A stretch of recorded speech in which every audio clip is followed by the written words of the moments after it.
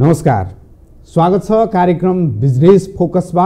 आज पनि उपस्थित भइसकेको छु म दिपेश घिमिरे र अहिले मुख्य रूपमा चर्चाको विषयवस्तु के छ भने दर्शकवृन्द, अहिले कोरोना भाइरस विश्वका अधिकांश देशमा फैलिएको छ र यसले विश्वको अर्थतन्त्रलाई नै असर गरिरहेका बेला चाइना लगायतका अति प्रभावित देशहरूमा उद्योग कल कारखानाहरू बन्द हुने अवस्थामा पुगेका छन्, बन्द भएका छन् कतिपय देशमा। साथसाथै यसले समग्र विश्वको अर्थतन्त्रमा नि प्रभाव पारिराखेका बेलामा नेपालमा पनि यसको सन्तास बढेको छ। कोरोना भाइरसको संक्रमण नदेखिए तापनि यसको असर अर्थतन्त्रमा पर्ने निश्चित जस्तो देखिएको छ, किनकि आयात निर्यातदेखि लिएर होस् अथवा अन्य कुरालाई लिएर हामी जुन दोस्रो मुलुकसँग तेस्रो मुलुकसँग जुन हामी निर्भर हुने अवस्था छ, यसले प्रत्यक्ष असर नेपालको अर्थतन्त्रलाई गरिरहेको छ र गर्छ नै भन्न पनि सकिन्छ। यस्तो अवस्थामा नेपालमै कोरोना भाइरस भित्रिहाल्यो भने, नेपालका उद्योग कल कारखाना बन्द गर्नुपर्ने अवस्था आयो भने कस्तो प्रभाव पार्छ र यसलाई न्यूनीकरण गर्न के गरिनुपर्छ भन्ने विषयवस्तुमै आज हामी बिजनेस फोकसमा केन्द्रित हुनेछौँ र यही विषयवस्तुको कुराकानी गर्न आज हामीले स्टुडियोमा निम्ति आएका छौँ ग्रिल तथा स्टिल व्यवसाय महासङ्घका अध्यक्ष तथा वस्तुगत उपाध्यक्ष हुनुहुन्छ उहाँ नेपाल घरेलु तथा साना उद्योग महासङ्घको मोहन कटवालज्यू आज हाम्रो स्टुडियोमा आउनुभएको छ। आउनुहोस् उहाँलाई कार्यक्रममा स्वागत गरौँ। सर स्वागत छ। धन्यवाद। अलिकति मैले भूमिकामा पनि बाँधेँ, कस्तो असर पर्ला? होइन, असर त यति असर छ मान्छेलाई। अब अरूभन्दा पनि त्यो भोलि त्यो रोगले नै अब घरिघरि हाछिउँ आयो भने पनि मनमा शङ्का लागेन कि, एक किसिमको डर हुँदो रहेछ। मलाई हिजो पनि त्यस्तो खालको, हिजो अलिकति रुगा लाग्दाखेरि कहीँ कोरोनाले पो समायो भन्ने खालको हुँदो रहेछ। वास्तवमा एकदम सन्तास छ, एकदमै बजार पनि हेर्न सुनसान जस्तै अवस्था भइरहेछ। वास्तवमा यो अवस्थामा होसियार हुनु पनि पर्छ वास्तवमा, किनभने आयो भने त भित्रिसबै त भित्रि नै हाल्यो नि। र त्योभन्दा अगाडि सतर्कता अपनाउने कुरा सरकारले पनि अब अहिले प्राय स्थानीय प्रशासन कार्यालयले चाहिँ सबै ठाउँमा चाहिँ भिडभाड नगर्नु, ठुल्ठुला कार्यक्रम नगर्नु। यद्यपि आज म भर्खरै पनि एउटा कार्यक्रम सकेर आउँदैछु, हामीले धेरै अगाडिदेखि तय गरेका थियौँ। रोक्नै नसक्ने भएर भिडलाई कम गरेर फर्मालिटी पुरा गर्ने हिसाबले आज कार्यक्रम सम्पन्न गरेर आइरहेछौँ। भनेपछि मैले वास्तवमा अलिकति हामी आज जोड्न चाहन्छौँ देशको अर्थतन्त्र र उद्योग कल कारखानाहरूको मा असर पर्दा कस्तो असर पर्छ कोरोनाको र यसलाई समाधान कसरी गर्न सकिन्छ भन्ने विषयवस्तुमै हामी अलिकति मुख्य केन्द्रित हुनेछौँ, अन्य कुराहरू पनि गर्नेछौँ। वास्तवमा अहिलेसम्म चाहिँ कतिको असर परेको देख्नु भएको छ तपाईँले? यस्तो छ, सबभन्दा त यो अहिलेसम्मको मैले थाहा पाएअनुसार यो अहिलेसम्मको खतरनाक तरिकाले जस्तो धेरै विश्वका धेरै देशमा एकैचोटि चाहिँ प्रभावित भएको यो मेरो जीवनमा चाहिँ पहिलो घटना नै हो यो। यद्यपि त्यस्ता खालका भाइरसहरू अथवा त्यस खालको रोगहरू फैलिएको कुरा त सुनेका थियौँ, तर एकैचोटि यत्रो ठुलो मात्रामा र पनि तुरुन्तै सर्ने खालको भनेको एकदम यो देखियो। र हामी वास्तवमा हाम्रो बढी व्यापारसँग सम्बन्धित हुने देश भनेको चाइना र भारत नै हो। विशेष गरेर चाइना पछिल्लो समयमा त आएर चाइना भारतभन्दा पनि हाम्रो चाइनासँग चाहिँ बढी हामी डिपेन्डेन्ट छौँ। हामीले खाने लाउने मसिनहरूदेखि लिएर सबै सामानहरू चाहिँ विशेष गरेर चाइनाबाट बढी मात्रामा आइरहेको अवस्था छ र हाम्रा मान्छे त्यहाँ जाने र पर्यटनको हिसाबले क्षेत्रमा हेर्दा पनि वास्तवमा चाइनाकाबाट आउने पर्यटकहरूको सङ्ख्या ठुलो मात्रामा छ। यो हिसाबले पनि वास्तवमा नेपाल जोखिमको म त अझ अचम्म लागिरहेको छ। हामीलाई भगवान्ले साथ पनि दिएको भन्छु, चाइनाभन्दा कति धेरै टाढा 7 समुद्र पार यो रोगले ठ्याक्कै छोएर त्यहाँ दुर्घटना नै भइसक्यो। तर हामीलाई संजोगवश नेपालीहरू साँच्चै बोलिरहेछन् कि क्या हो जस्तो पनि फिल हुन्छ कोही बेला। नेपालमा आशामा त्यो छैन, तर पनि विश्व स्वास्थ्य सङ्गठनले लगायतका देशहरूले पनि वास्तव नेपाल उच्च जोखिममा रहेको भन्ने कुरा छ।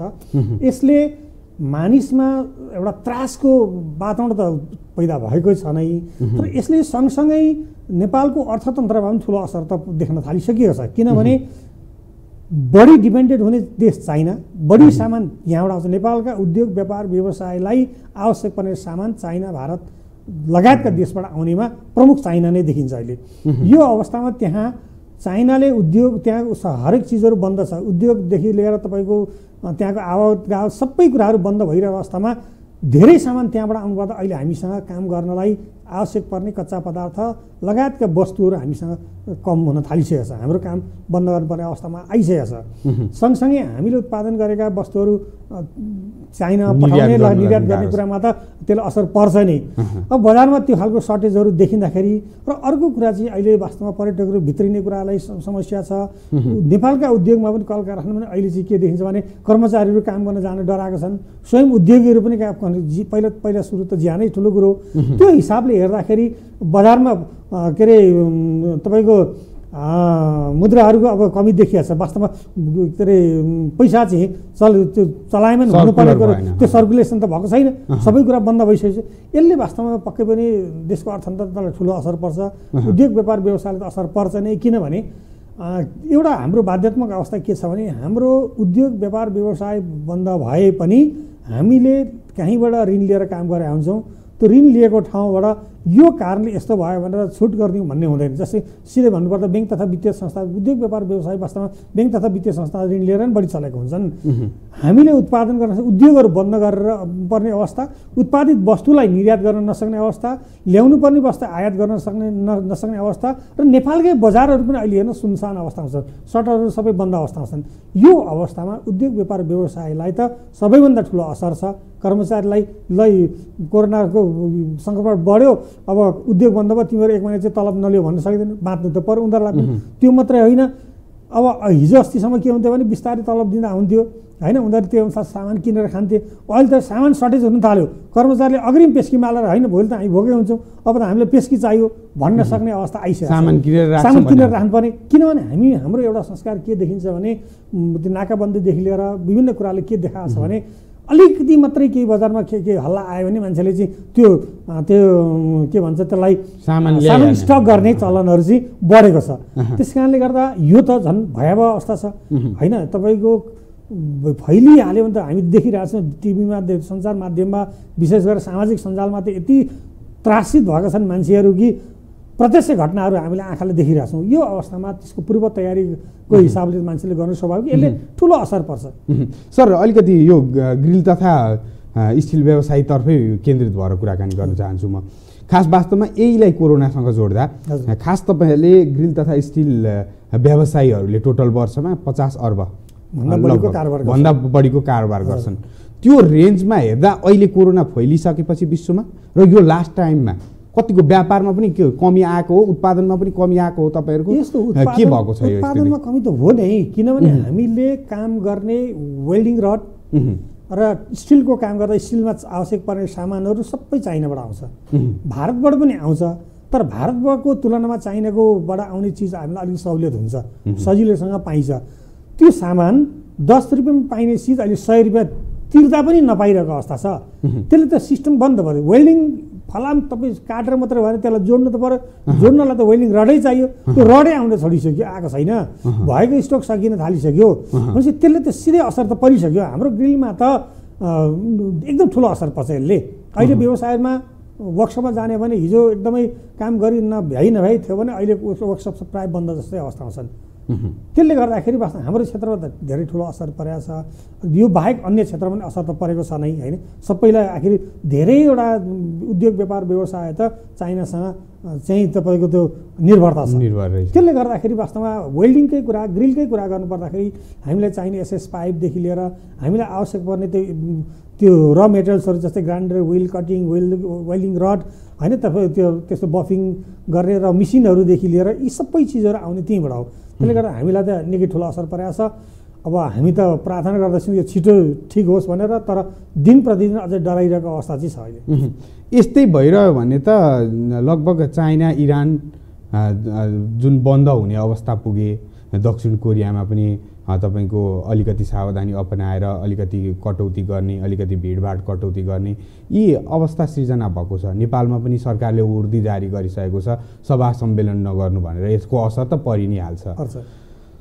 वास्तवमा अबका दिनमा यही रेन्जमा अगाडि बढिराखेको कोरोना भाइरस भयो भने नेपालका उद्योगहरू बन्द गर्ने अवस्था सृजना होला? अनि त्यो त पक्कै पनि त्यो खोल्न त सक्ने अवस्थै रहँदैन, घरबाट निक्लिन पाइँदैन। केही समाधानका उपाय छैनन्? के गर्न सकिन्छ? उद्योग कल कारखानालाई सुचारू गरेर कोरोनालाई नियन्त्रणमा लिँदै कोरोनाका समाधानी अपनाएर उद्योग कल कारखानालाई बन्द नगर्ने अवस्था चाहिँ कसरी सिर्जना गर्न सकिन्छ ठ्याक्कै ठ्याक्कै भन्नुपर्दा सबभन्दा पहिला त यो कोरोना हाम्रोमा भित्रिसकेका छैन, शङ्कास्पद थियो, त्यो पनि नेगेटिभ रिजल्ट आएको छ। हामीले सरकारले गर्नै पर्ने काम त सरकारले गर्नै पर्यो, सँगसँगै हामी उद्योग व्यापार व्यवसाय आम सर्वसाधारण सबैले सावधानी अपनाउनुको विकल्प छँदै छैन। अहिले पनि तपाईँले अहिले नाकामा हेर्दाखेरि खोला तर्केर आउने जाने भइरहेको हामीले सुनेका छौँ होइन। अब अन्तर्राष्ट्रिय उडानहरू त रद्द गर्ने, त्यसलाई स्थगित गर्ने भन्ने कुरा छ, तर आउने क्रम त रोकिएको छैन होइन। त्यो अवस्थामा अहिले सबैले सावधानी अपनाउनु होइन। तपाईँ सबैतिर बन्दै भयो, हिँड्नै नहुने भने उत्पादन गरेर मात्रै पनि भएन, उत्पादन गर्नलाई र मेटेरियल्स त चाहियो, भएको स्टक त करिब सकिने स्थिति भइसकेको छ होइन। उत्पादन गरेको वस्तु सबै यहाँ खपत हुँदैन, पठाउनु पर्ने पठाउनु पनि पर्यो भनेपछि त्यो त र मेटेरियल्स पाइँदैन, कर्मचारी काम गर्न जान घरबाट निक्लिन सक्दैनन् होइन। अब भने त उद्योग त अटोमेटिकली बन्द हुने भयो, नचाहेर पनि बन्द हुन्छ। अहिले हामीलाई मास्क नभई नहुने स्थिति छ, बजारमा मास्क छैन, त्यो नै उत्पादन गर्न सक्छ। तपाईँ सबैभन्दा मुख्य भनेको अहिले तत्कालको लागि ठ्याक्कै समस्या समाधान मास्क त होइन, तर एउटा बचाउने मुख्य एउटा सजिलो माध्यम अथवा सस्तो खालको त्यसले धेरै हदसम्म मास्कले चाहिँ कभर गर्छ, त्यहाँ त्यो उत्पादन गर्न सकिरहेको अवस्था छैन। एवं चाइनाले शुद्ध उद्योगहरू व्यापार उनीहरूले उद्योग बन्द गरेको अवस्था छ। अरू देशमा प्रिभेन्सन गर्ने कुरामा यति सावधानी छ। तपाईँहरूको टिभी माध्यमबाट हामी हेर्छौँ, सामाजिक सञ्जालमा भन्छौँ, हरेक ठाउँमा तपाईँको त्यो स्प्रे गरिरहेको अवस्था छ। सबैले आफ्नो के अरे सेफ्टीका इक्विपमेन्ट्सहरू लगाएको छ। हाम्रोमा त त्यो खालको समेत छैन, त्यो खालको जनशक्ति पनि छैन। भित्रियो भने पनि सम्भव छैन। भित्रियो भने त तपाईँ हामीले त त्यसलाई समाधान गर्न हामीसँग त्यो खालको विज्ञता छैन, त्यो खालको साधन स्रोतहरू छैन, पूर्वाधार हामीसँग छैन होइन। क्वारेन्टाइन कुनै ठाउँ छैन होइन। त्यो हिसाबले हेर्दा अझ हाम्रो त दूरदराजमा त चिकित्सक नै नगइरहेको अवस्थामा होइन, त्यहाँ त्यो खालको त्यस कारण हामीले अहिले के गर्नु पर्यो भने सरकारले गर्नै पर्ने निगरानी गर्नुपर्ने कुरो यसको पूर्व तयारीका लागि गर्नुपर्ने कामहरू गरिदिनु पर्यो। बाहिरबाट भित्रिने कुरा अलिक सावधानी एयरपोर्टमा हामीले सुनेका थियौँ, योभन्दा अगाडि केही समय अगाडि त त्यो सामान्य तरिकाले नै आवाजात गर्न खालको वातावरण बनाइएको थियो, त्यसलाई कडाइ गर्नु पर्यो। र हामी स्वयं उद्योगीले पनि हाम्रो जस्तै म ग्रिल तथा स्टिल व्यवसाय महासङ्घको अध्यक्ष, घरले महासङ्घ, मैले मेरो क्षेत्रका मसँग आश्रित जनशक्तिलाई, कर्मचारीलाई, त्यसमा आश्रित परिवारलाई सचेत गराउनु काम मेरो पनि जिम्मेवारी हो। हामीले घर घरबाट त्यो खालका के कारणले त्यो कोरोना सर्छ त, त्यो चिजको सरसफाइका कुरा होला, नभिज्ने कुराहरू, रुगा लाग्दै हाछिउँ गर्ने कुरादेखि लिएर यी सबै चिजहरू तपाईँ हामीले पनि अवार्ड गर्नुपर्छ। यद्यपि पछिल्लो समयमा सामाजिक सञ्जालले यति धेरै ठुलो भूमिका निर्वाह गरेको छ, यसले दुईवटा कुरा, समस्याको समाधानको पनि अवेरनेस पनि गरेर सँगसँगै त्रास पनि यसैले फेरि देखाएको छ, दुईटै कुरा गरेको छ। तर यसलाई सञ्चारको राम्रो माध्यम मान्दाखेरि त्यो छ। र अब हामीले वास्तवमा त्यो रोक्नको लागि चाहिँ हामी व्यक्तिबाटै हामी सबैले स्वतः स्फूर्त लाग्नुपर्छ।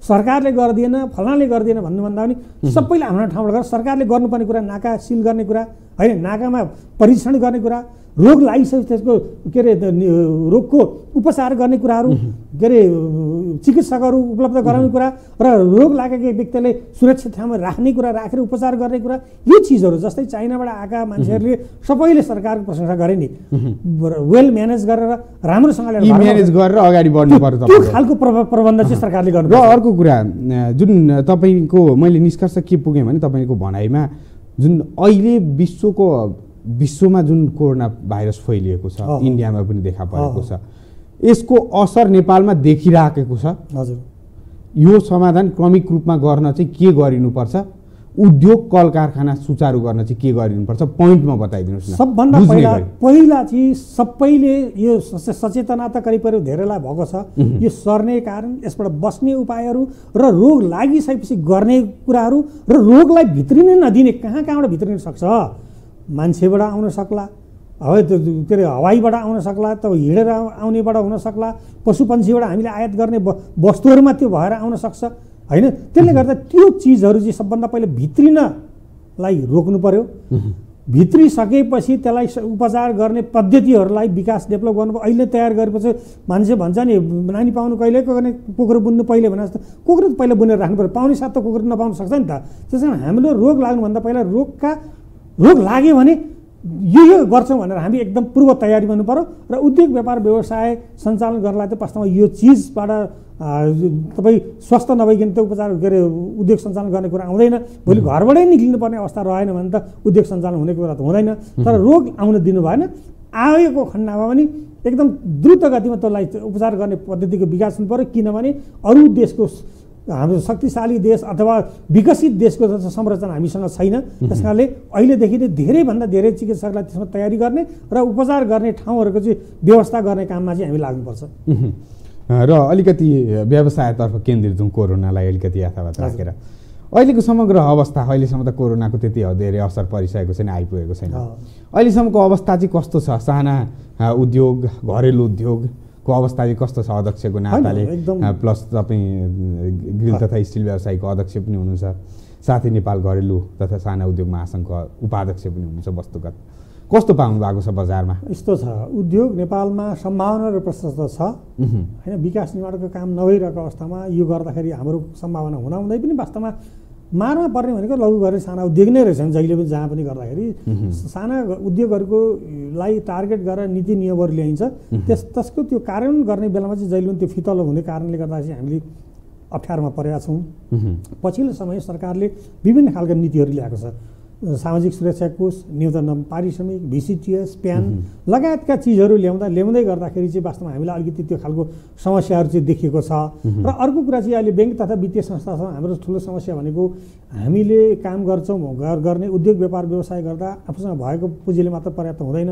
ब्याङ्क वित्तीय संस्था ऋण लिनुपर्छ। पछिल्लो समय राष्ट्रिय ब्याङ्कको एउटा नीतिको कारणले गर्दाखेरि अब त्यो के अरे कर चुक्ता प्रमाणपत्र नभइकन चाहिँ ऋण लिन नपाउने होइन। त्यो लिएका ऋणीहरूले पनि त्यो नगरिकन ऋण गर्न नपाउने ब्याङ्कमा त्यो खालको समस्या आइरहेको थियो। त्यसले पनि अप्ठ्यारो परेको थियो। बजारमा पैसा फ्लो हुन सकेका थिएन। साना साना व्यवसायले त्यो खालको समस्या थियो। तर खुसीको कुरा 2-3 दिन अगाडि मात्र राष्ट्रिय ब्याङ्कले फेरि मौद्रिक नीतिमा परिमार्जित गरेको छ। अर्धवार्षिक समीक्षामा चाहिँ त्यो ल्याएको छ। तपाईँको त्यो 2 वर्षसम्मलाई चाहिँ अब त्यो प्यान क्लियर नभए पनि तपाईँलाई त्यो ऋण लिन सकिने भनेको छ। यसले एउटा क्रमिक रूपमा तपाईँले सामाजिक सुरक्षाको कुरा उठाउनु। सामाजिक सुरक्षामा आबद्ध हुन अलिकति आनाकानी गरे जस्तो भन्ने बुझिएको छ। के हो कुरो? किन तपाईँहरू किन ठ्याक्कै आबद्ध हुन सकिरहनु भएको छैन? होइन, सामाजिक सुरक्षा कोषमा जाने विषयमा आनाकानी पक्कै पनि नयाँ विषय आएकोले गर्दा अलिकति समस्या चाहिँ देखिएको हो। म आफू पनि त्यो समितिमा बसेर काम रहेको अवस्था छ। बिचमा अहिले 1-1.5 महिना भयो फेरि अहिले शिथिलता देखिएको छ। यो त के रहेछ भने नेतृत्वको पनि सक्रियतामा पनि भर पर्छ जस्तो लाग्यो। अब सामाजिक सुरक्षा कोषमा जानलाई त्यहाँ विशेष गरेर लघु घरेलु साना उद्योगीहरूलाई अलिक समस्या के देखिन्छ भने उनीहरूको व्यवस्थापनको कुरा, उनीहरूको पुँजीमा आधारमा भएको उद्योगहरूको र साना साना व्यवसाय, उनीहरू वास्तवमा आफ्नो व्यवसाय नै कसरी सञ्चालन गर्ने भनेर त्यो अन्यलता भइरहेको अवस्थामा छन्। यो क्षेत्रमा आउने भनेका चाहिँ वास्तवमा अलिक राम्रो म्यानेजमेन्ट गर्ने अथवा ठुलो पुँजी लगाउने अथवा त्यो विषयमा के अरे विज्ञता ती प्राप्त गरेर आउने कमी छ। यो अवस्थामा सामाजिक सुरक्षा कोष आउँदाखेरि हाम्रो सानो पुँजीमा लगानी, थोरै उत्पादन गर्ने, अब नाफाभन्दा पनि त्यसलाई टिकाइराख्ने अवस्थामा एकैचोटि 20% चाहिँ सानो व्यवसायलाई बोझ थपिँदाखेरि त्यो थेक्न सक्ने अवस्था नभएर एउटा आनाकाना भएको देखिन्छ। अर्को चाहिँ विशेष गरेर यो असङ्गठित क्षेत्र भन्छौँ हामी चाहिँ नेपालमा 80% 85%सम्म लघु घरेलु साना उद्योगहरू छन्। त्यो उद्योगमा चाहिँ तपाईँको उनीहरूलाई चाहिँ त्यसमध्येमा धेरैवटा उद्योग चाहिँ ले वैधता प्राप्त गरेका छैनन्। अवैध उद्योगहरू चाहेर पनि त्यहाँ जान सक्ने अवस्था रहँदैन। मेरो ग्रिलकै क्षेत्रमा कुरा गर्नुहुन्छ भने अहिले पनि 35% भन्दा बढी ग्रिल उद्योग बिना दर्ता छन्। ती उद्योग सामाजिक सुरक्षा कोषमा जान सक्दैनन्। सामाजिक सुरक्षा कोषभन्दा अगाडि आएको न्यूनतम पारिश्रमिक नै त्यो पुरा त्यो एउटा हामीले सोचे अनुसारको त्यो लागू हुन सकिरहेको अवस्था छैन। त्यसकारणले हामीले अहिले के भनेका छौँ भने सामाजिक सुरक्षा कोषमा जानुपर्छ। जाँदाखेरि हामीलाई राम्रो हुन्छ। किन राम्रो हुन्छ भने पक्कै पनि त्यहाँ जाँदाखेरि भोलि काम गर्ने श्रमिक एउटा भविष्य एउटालाई सुनिश्चित हुन्छ र हामीले भोग्नुपर्ने व्यवहार पनि हाम्रो काँधबाट कम हुन्छ। किनभने एउटा मान्छे दुर्घटना भएर मर्दाखेरि उसलाई लाखौँ रुपियाँ हामीले क्षतिपूर्ति बाबत दिनुपर्ने हुन्छ। त्यहाँ बार्गेनिङ सुरु हुन्छ। त्यहाँ गइयो भने अटोमेटिक सबै व्यवहार सरकारले लिने भयो। तर त्यहाँ जाने एउटा सहज वातावरण चाहिँ बनाइदिनु पर्यो भन्ने हाम्रो कुराहरू। लघु घरेलु साना उद्योगलाई चाहिँ के गरिदिनु पर्छ सरकारले? अहिले प्रश्न उठिरहेको छ। श्रमिकले 11% दिने, हामीले 20% दिने, त्यो सरकारले चाहिँ के गर्ने भन्ने कुरा पनि उठिरहेको छ। अब त्यही उठेको पैसाबाट सरकारले पनि आफ्नो के अरे व्यवस्थापन खर्च पनि गर्ने भन्दाखेरि सरकारको पनि कन्ट्रिब्युट हुनु पर्यो। हामी जस्ता साना उद्योगी जो चाहेर पनि ती जान सकेका छैन तिनीहरूलाई केही अनुदान दिएर भए पनि सुरुका दिनमा त्यहाँ जाने वातावरण बनाइदिनलाई सरकारले मोटिभेसनको लागि थोरै हामीले त भनेका छौँ अझ 10% सरकारले हालिदियोस् 11% हामीले हाल्छौँ भनेका छौँ। किनभने एकैचोटि त्यो गर्दा किनभने त्योभन्दा अगाडि हामीले न्यूनतम पारिश्रमिकलाई लागू गऱ्यौँ। किनभने न्यूनतम पारिश्रमिक लागू गर्दा पनि इतिहासमै सबैभन्दा बढी एकैचोटि बढाइयो तलब होइन, त्यसले पनि भार भएकै छन् साना उद्योगलाई। यो सामाजिक सुरक्षा कोषले गर्दा अझ गाह्रो भएको हो। तर यसमा जानुपर्ने कुरामा हामीले पनि भनेका छौँ ठुलामा सुरु गरौँ। ठुलामा के समस्या छ? ठुला आफैमा पनि व्यवस्थित छन्, उनीहरूले सञ्चयकोष लगायत केही ठाउँमा त उनीहरूले काटिरहेकै अवस्था छ र तिनीहरूलाई लागु त्यसबाट मजाउला आमाऊ त्यसबाट। अनि हाम्रोमा अर्को समस्या के छ भने हामीसँग हाम्रै जनशक्तिहरू पनि छैनन्, विदेशी कामदारहरू बढी छन्। विदेशी कामदारको विदेशीहरूको हकमा के गर्ने अझै हामी अन्यलतै छौँ। उनीहरू सबैसँग आइडी छैन, सबैसँग एम्बेसीले कागज उपलब्ध गराएको छैन। कतिजना के अरे एउटा एम्बेसीको कागज भएकोले उसको भाइ भतिजा छोराहरूलाई ल्याएर पनि अब हाम्रो खुला सिमाना छ, हामीलाई भिसाको सिस्टम छैन। त्यो भएपछि त्यस्ता खालका मान्छे पनि ल्याएर हामीले काम गरिनुपर्छ। त्यसलाई के गर्ने भने स्पष्ट छैन। सँगसँगै के पनि छ भने अर्को कुरा चाहिँ सामाजिक सुरक्षा कोष, नागरिक लगानी कोष र सञ्चयकोष बीचमा पनि समन्वय छैन। सञ्चयकोषले दिने सेवा सुविधाहरू नागरिक कोष लगानी कोषले नदिने, नागरिक लगानी कोष सञ्चयकोषले दिएको सुविधा पनि सामाजिक सुरक्षा कोषले दिन नसक्दाखेरि कर्मचारीहरूले पनि अहिले के भन्छन् भने अहिले आजै कमाएर आजै खानुपर्ने मान्छे हामीले कमाएको पैसाबाट घाँस काटेर दिनु पर्दाखेरि हामीलाई समस्या छ। 60 वर्षपछि त्यो सुविधाहरू हाम्रो पाउँदा हामी 60 वर्षसम्म 2 वर्ष अगाडि हामी त विदेश जाने अथवा भारतीयहरू हामी दुई महिनाको लागि सिजनल आउने मान्छे पनि छन्। ती मान्छेलाई पनि अहिले त वास्तवमा श्रमिक साथीहरूलाई नै हामीले सम्झाउन सकिरहेको अवस्था छैन। उनीहरू नै त्यो मानेका छैनन्, केही बुझ्नेहरू मानेका छन्। अझै त ठुल्ठुलो ब्याङ्क तथा वित्तीय ठुलो मतलब ठुलो एमाउन्टमा तलब खाने मान्छेहरूलाई त दोहोरो करको कुरा छ। जम्मा गर्दा पनि पैसा कर तिर्नुपर्ने र निकाल्दा पनि कर तिर्नुपर्ने, त्यो खालको कुराहरूले गर्दा वास्तव यो सचेतना कार्यक्रम हामीले व्यापक रूपमा नचलाइकन र अरू संस्थाले सञ्चयकोषले दिएको जस्तै सुविधा सामाजिक सुरक्षा नदिइकन मान्छे सामाजिक सुरक्षामा आउन गाह्रो मानिरहेको अवस्था चाहिँ छ। र हामीले पनि कन्भिन्स त गराउँदैछौँ तर उद्योगी स्वयं पनि कन्भिन्स हुन सकेका छैनन्, सरकारकै मान्छे पनि कति ठाउँमा कन्भिन्स नभइरहेको अवस्था छ। त्यस कारणले सचेतना कार्यक्रमलाई व्यापकता दिनु पर्यो। साना लघु घरेलु साना उद्योगी जो जान सक्दैन, जसको अवस्था गाह्रो छ त्यसलाई जान सक्ने वातावरण बनाइदिनु पर्यो। त्यो बनायो भने जान्छन्, जानु पछि पर्छ। जानु भनेको राम्रो कुरा भनेको राम्रो भविष्य कुरा हो। र अर्को कुरा अलिकति छोटोमा हामीसँग अन्तिमतिर आइसकेका छौँ कार्यक्रमको। अर्को कुरा अलिकति तपाईँको खास वास्तवमा भन्नुपर्दा साना उद्योगहरू महिला केन्द्रित हुन्छन्, उद्योगहरू अलिकति साना उद्योगहरू महिला केन्द्रित हुने, महिलाहरूलाई अलिकति फाइदा पुग्ने भनेर विश्लेषण गरिन्छ। तर महिलाहरूलाई त्यस्तो विशेष सुविधाहरू केही मात्रामा दर्ताहरूको विषयमा अलिकति सहुलियत दिए पनि महिलाहरू सोचे जति आएको अवस्था छैन। के कारणले जस्तो लाग्छ? तपाईँले कस्तो भूमिका खेलिरहनु भएको छ? यस्तो छ, नेपाल घर सानो उद्योग महासङ्घको तर्फबाट हेर्नुपर्दा हामीले वास्तवमा यो क्षेत्रमा भनेको महिलाहरूकै सहभागिता बढी छ। घरेलु उद्योग भनेको विशेष गरेर लघु उद्योगहरू त महिला र परिवारबाटै सञ्चालित हुन्छन् र यसलाई टार्गेट गरेर हामीले महासङ्घले पनि सरकारका विभिन्न निकायमा महिलाहरूलाई चाहिँ महिलाको उद्यमशीलताको विकास गर्ने भनेपछि अहिले यो साना तथा 3 लाखको हाराहारीमा भन्दा 2 लाख मात्रै नवीकरणमा देखिन्छन् कि 4 लाखभन्दा बढी चाहिँ छन्। तर 85% नेपालमा त्यो लघुहरू साना उद्योगीको डाटाले देखाउँछ। त्यसमा महिलाहरूको सहभागिता प्रशस्त मात्रामा छन् र अहिले हामीले पहल पनि के गरेको छ, महिलाहरूलाई उद्यमशीलतामा विकास गर्ने। अहिले खालि चौका चुलामा मात्रै होइन कि अब त्यो उद्यमशीलता, किनभने आज एकजनाको कमाइले आज विदेश पलायन किन बढेको छ त? सबै विदेशी जानुपर्ने कारणले गर्दा एकजनाको कमाइले नपुगेर हो। त्यो महिला घर परिवार महिला पनि केही सानो व्यवसाय गरे पनि वास्तवमा दुईटैजना बसेर कमाउन थाल्यो भने त उनीहरू विदेश जानुपर्ने बाध्यतात्मक अवस्था रहँदैन। त्यसले गर्दा पनि हामीले महिला प्रमोट गरेका छौँ। सरकारले पनि महिलाहरूलाई अब दर्ता गर्दाखेरि छुट दिने, ब्याङ्क तथा वित्तीय संस्थाबाट चाहिँ के अरे ऋण लिएर सहुलियत दिने भनेर नीतिहरू ल्याएको छ र त्यो इम्प्लिमेन्टेसन त हुन सुरु भएको छ। अझै पनि लक्षित वर्गले सहज तरिकाले पाइरहेको अवस्था चाहिँ छैन। किनभने महिलाले उद्योग गर्दाखेरि अधिकांश अहिले पनि त्यो तपाईँ कोलाटर भनेको चाहिँ पुरुषको नाममा नै हुन्छ कि, त्यसले गर्दाखेरि अलिकति महिलालाई काम गर्न गाह्रो पनि छ। उनीहरूले घरको पनि सम्हाल्नु पर्ने हुन्छ, बाहिर पनि सम्हाल्नु पर्छ, छरछिमेकी आफ्नो परिवार पनि हेर्नुपर्ने। त्यो हेरेर पनि व्यवसाय गर्नुपर्दा उनीहरूलाई अझै जति सुविधाहरू हामीले उपलब्ध गर्नु जति प्रमोट गर्नुपर्ने त्यो चाहिँ पुगेको छैन।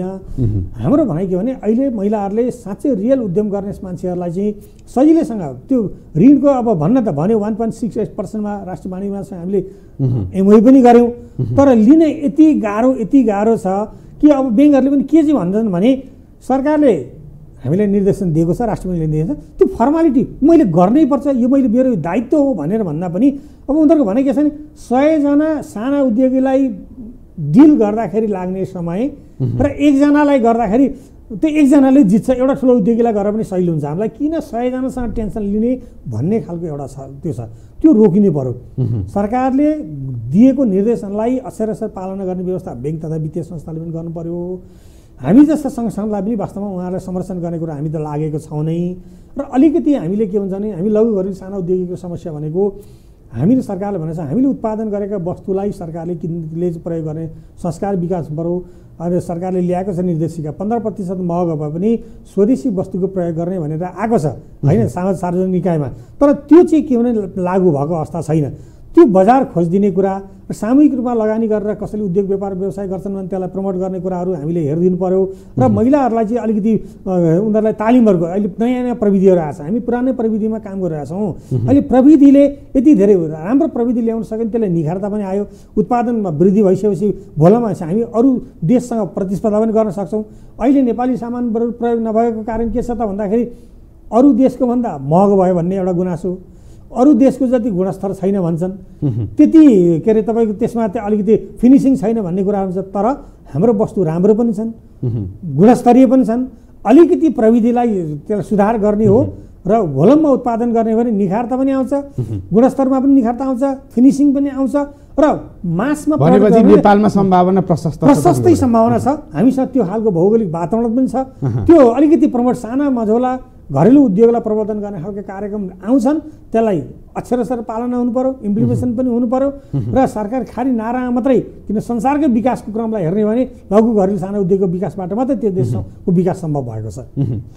स्टुडियोसम्म आएर अमूल्य विचारहरू राखिदिनु भयो। हाम्रो समयको पाबन्दीले गर्दा अलिकति सबैको कुराहरू समेट्न सकिएन, पछि पनि निमन्त्रणा गर्ने बाचा गर्दै आजलाई चाहिँ धेरै धेरै धन्यवाद। ल हाम्रो कुरा राख्ने अवसर प्रदान गर्नुभएको पनि यो टेलिभिजन परिवार र यहाँलाई पनि हार्दिक आभार व्यक्त गर्न चाहन्छु। धन्यवाद। धन्यवाद सर। र उहाँ हुनुहुन्थ्यो मोहन कटवाल, जो ग्रिल तथा स्टिल व्यवसाय महासङ्घको अध्यक्ष, साथसाथै उपाध्यक्ष उहाँ नेपाल घरेलु तथा साना उद्योग महासङ्घको उपाध्यक्ष पनि हुनुहुन्छ, वस्तुगत उपाध्यक्ष। उहाँसँग आज हामीले मुख्यतः कोरोना भाइरसको प्रभावले नेपालको उद्योग क्षेत्रमा पारेको असर, साथसाथै अहिले पछिल्लो अवस्थामा साना तथा घरेलु उद्योगहरूमा कस्ता समस्या छन्, समाधानका लागि के गरिनुपर्छ भन्ने विषयवस्तुमै केन्द्रित भएर कुराकानी गऱ्यौँ। यो सँगै आजको कार्यक्रम बिजनेस फोकसको समय पनि सकिसकेको छ। पुनः कार्यक्रम बिजनेस फोकस लिएर उपस्थित हुने नै छौँ। त्यति बेलका लागि बिदा दिनुहोला। नमस्ते।